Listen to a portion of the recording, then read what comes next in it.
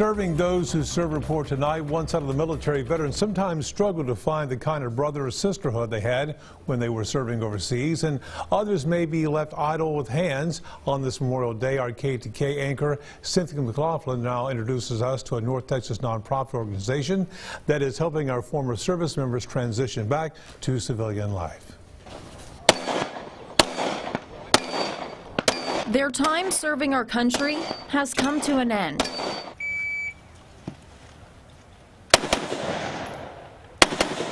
But you wouldn't be able to tell. Veterans Extreme Adventures, or VXA's mission, is to help post-9/11 combat veterans rediscover their purpose. Through adventure and camaraderie, we eventually seek therapy. You ready? Oh, born ready. Do I look ready? You got a sombrero on!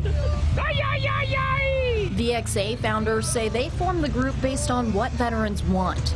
Generally don't like red carpet, they don't like spotlights, they don't like interviews.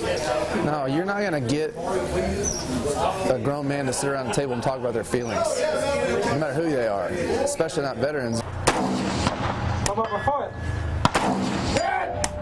Many veterans say readjusting to civilian life is harder than it seems. You know, when you go to combat, you jump right into mission tempo, and you're elevated, and you're constantly moving, constantly going. Something's expected of you every day. And then you come home, and all of a sudden you have idle hands. You know, they say idle hands do the devil's work. Now these veterans are ready to aim their life in a new direction. It's just a break and take a deep breath, you know, for a lot of guys. Veterans Extreme Adventures aren't all that extreme. Some trips include hunting hogs on someone's land or a simple fishing trip. So when VXA goes out and we take a veteran out to go hunting, it's just to kind of release, some stress that they might encounter, after, doing their duty, and it really seems to help them out, and that's what VXA has done for me. So we have guys that never met each other, went on hunt with us together, and now are friends 5-6 years later, go hunting all the time without us.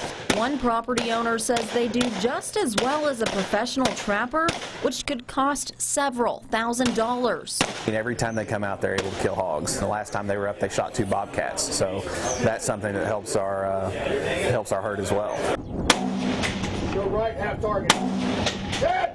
Now, a successful support group for former service members.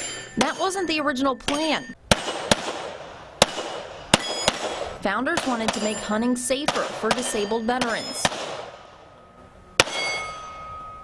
We thought we were going to make it cool and make it high tech and high end, and what we found is that they don't want any of that.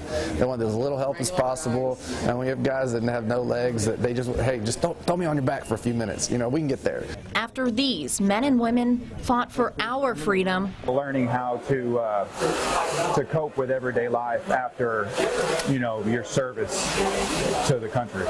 They're finally finding ways to enjoy their newfound freedom.